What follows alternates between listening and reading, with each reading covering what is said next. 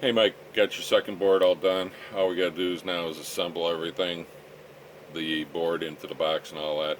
But I want to do a brief video so you understand how the system works and if you need to troubleshoot. Kind of like the issue of the alternating lights.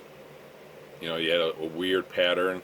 I think with the new one, we should be fine. I had the system running for many hours and then had it on or hot overnight, and we didn't have any bleed off on the lights, and then it re-triggered up, and you can see how the alternating system is because you had a kind of weird fluctuation on that other one. So back to what we were talking about. So you would have three trigger magnets. Okay, this one is going to be the on trigger magnet, this one will be off, and this one will be the silver magnet.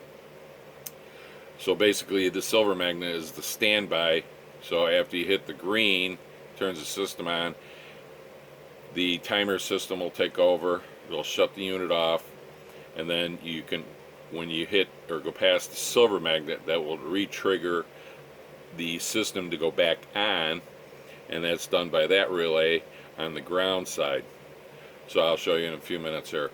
So with the new alternating, and then and the bleed off on that one, this is the relay for the alternating lights. If for the bleed off, because you had a couple of LEDs still on with the system off, the whole system, the ground circuit is shut off. I just rechecked everything. I don't have any ground coming off of anything. So the only thing I can think of, we have one or two problems. We have a bleed off from here, or we have a bleed off from here, which powers up the ground for this through the timer system. So what I would do, I believe it's going to be the top one, will be the one that's going to be hot all the time, even with the system off. This one will be hot, but with the ground circuit shut off, you should not have any ground backfeed. So try to remove this wire, see if that LED goes off, and if it does, then we have a bad relay here. But the alternating, where it was fluctuating, change this one out. This is the little bit stronger one, and I'll show you how everything's working. But we're going to put everything together. The bell, kind of an old bell, I muffled it so it's not too loud here, so I can run through a video for you. So what I'm going to do is we're going to activate it. So like it says, on, off, and the standby. So right now we're going to do the on. So triggers on, you can see the alternating. Seems to be adjusted to about the speed of a regular railroad crossing. So the alternating side seems not to have that double fluctuation. So now the timer took over.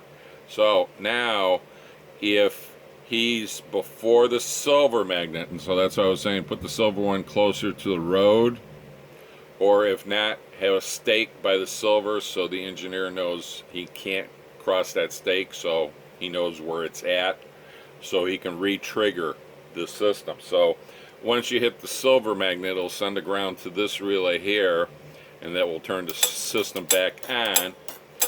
So you're going to go past the roadway, and then you'll come up to the red magnet, which will shut the system off. So that'll be here. Okay, so shuts the system off. So we're going to go back to the timer part. So he comes back around all the way around. He's going to come up to the green magnet, turn the system back on. But say he passed the silver magnet. The old system, we had a triggering system, so that's why we rewired, and this one is kind of what you have now. So say he passed the silver for whatever reason, but that's what I was saying, get the silver closer to the road, or put a stake so the engineer knows not to cross. That's the triggering relay to energize. So we're not going to hit the silver magnet, you know, relay triggering. Say he went past that, blow the horn or whatever to make sure he's going slow past the roadway because crossings aren't on. Okay, but now the old system would not trigger back up. So this one, As soon as he comes up to the red magnet, if you listen, it shuts the system down.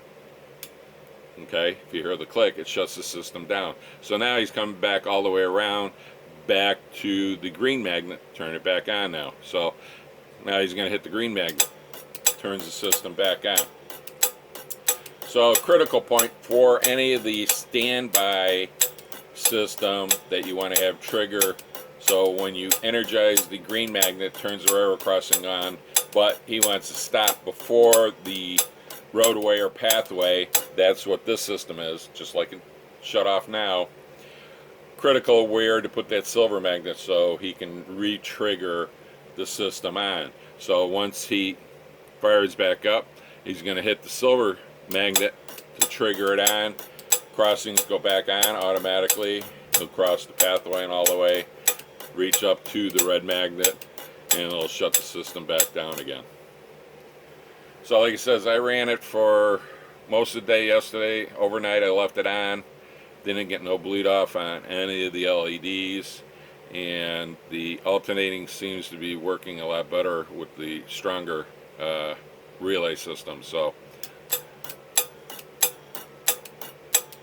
we're not getting that weird fluctuation that you had on the first one. I think because we're running 2 railroad crossings off of the one system, it was acting as, it looked like, you know, you had one of the LEDs flashing like 2 or 3 times and it went to the other one.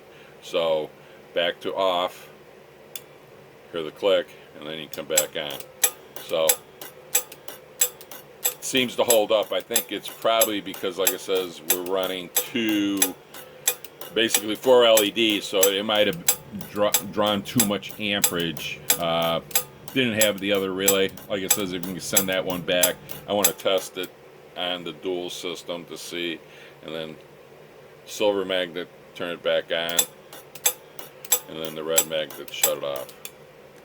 Alright, we're going to start assembling everything, and then we'll do one more test, everything together, but I don't see a problem this time. So, but like it says, we're going to have the 3-way system, and then what I think I'm going to do on the 3-way is going to be a lot easier and better for you.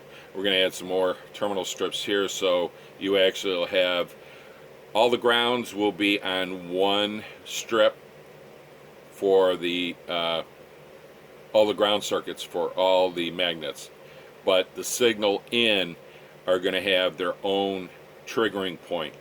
So if you have a problem with one magnet, plus we'll have the lights, we'll have 3 sets of lights for each of the magnets, so it'll indicate when you have a failure on the wiring or a magnet. That one will be isolated, so each one will have its own input. That way you can troubleshoot it a lot easier, because if it was together in series, it'll be a nightmare trying to figure out which one. So we're going to actually separate all 3, so if you do have a problem, at least you'll know which trigger, which wire to backtrack and chase. So you'll have 3 inputs on all the reds, all the greens, and the 3 silvers. So you're going to have all the inputs coming into the one side that will trigger the system. So, and then like it says, you're going to have all the grounds on the bottom here.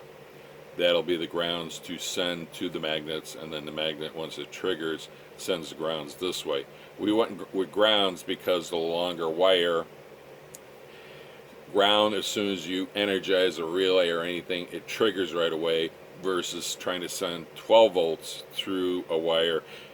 Longer wire, less of the amps, less of the signal to trigger. So we're going to assemble everything up. Like it says, we'll test one more time, and then we'll get you going. So we're good to go, it looks like, and we'll be a lot better off, like it says, on the alternating part for your adjustments, and we'll go from there.